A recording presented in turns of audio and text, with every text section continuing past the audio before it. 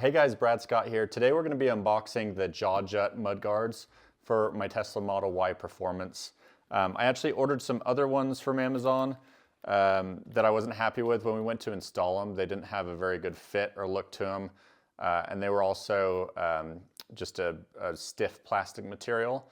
So if you accidentally hit a speed bump too hard and the mud guard would bump, it would actually possibly break the mud guard, plus maybe some plastic fenders on your car. So these ones from JawJut are really nice quality. The ones that I ordered, I'll put a link in the description below.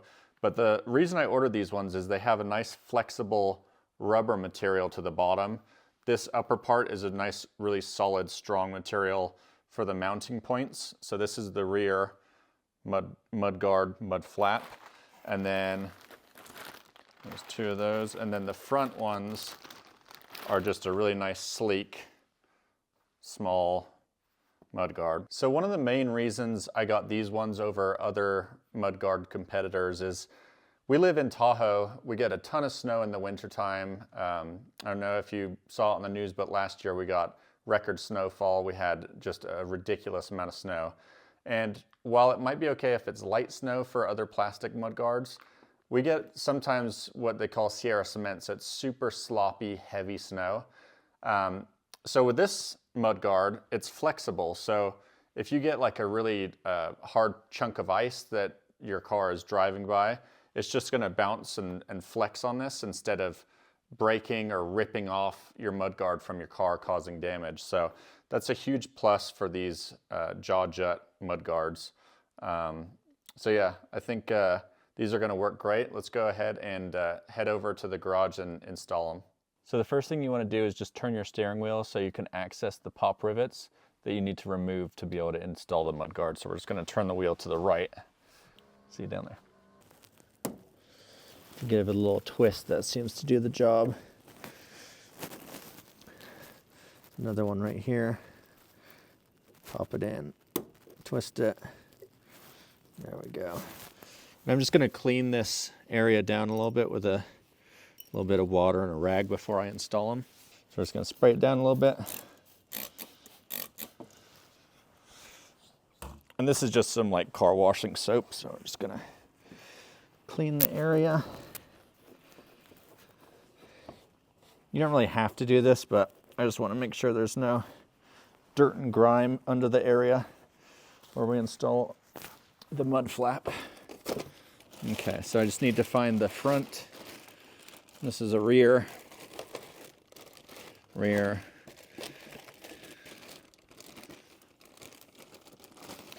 And on these, it doesn't say which side it is, but you just kind of figure that's the side that you want to go on. It's got these little clips right here that'll go on the inside section. Clip it around right there.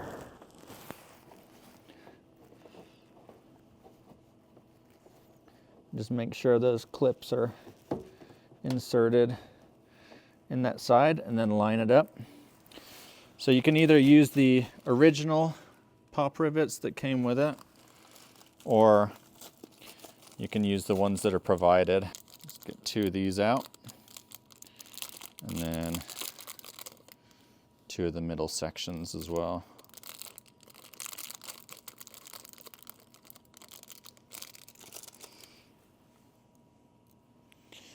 So the easiest thing to do is just line up the holes and stick in the outside section first, and then make sure it's sitting all the way in there, and then pop it in.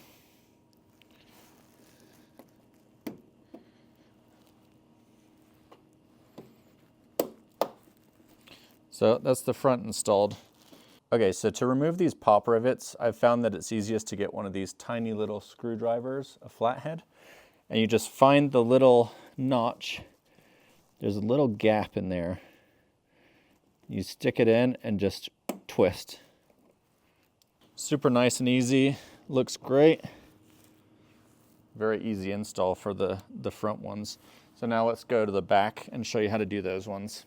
So there's a little bolt underneath here, which I'll grab the phone from Lindsay. So you gotta pop it on there and just turn it. So it's a pretty long bolt for the back of that, so that's really gonna be a nice solid hold for the rear. So that's what this back section goes up into, like so. So now we're gonna get the pop rivets out. The same as before, you just find the little gap.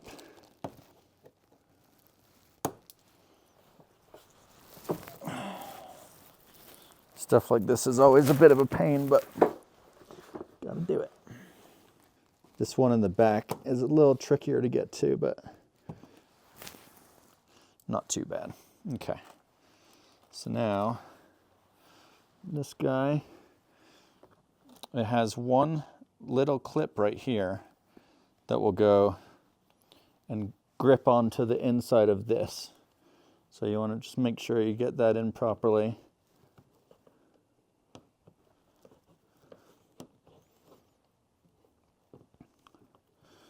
Kind of, if you tweak it with your hand a little bit, that might help. Kind of twist it out like that.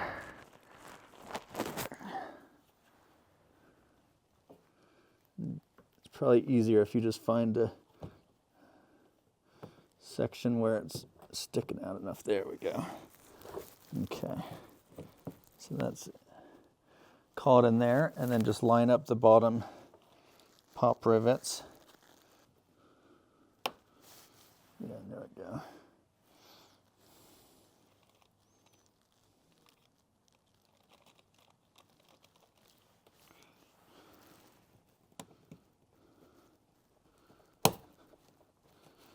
There's that. And then we're just going to put the small bolt back in. Back here, just gonna get it started by hand first, and then start tightening it with this.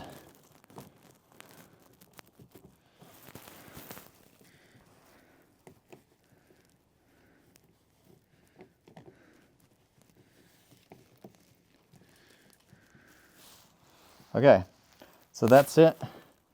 Got it nice and tight, nice and flexible.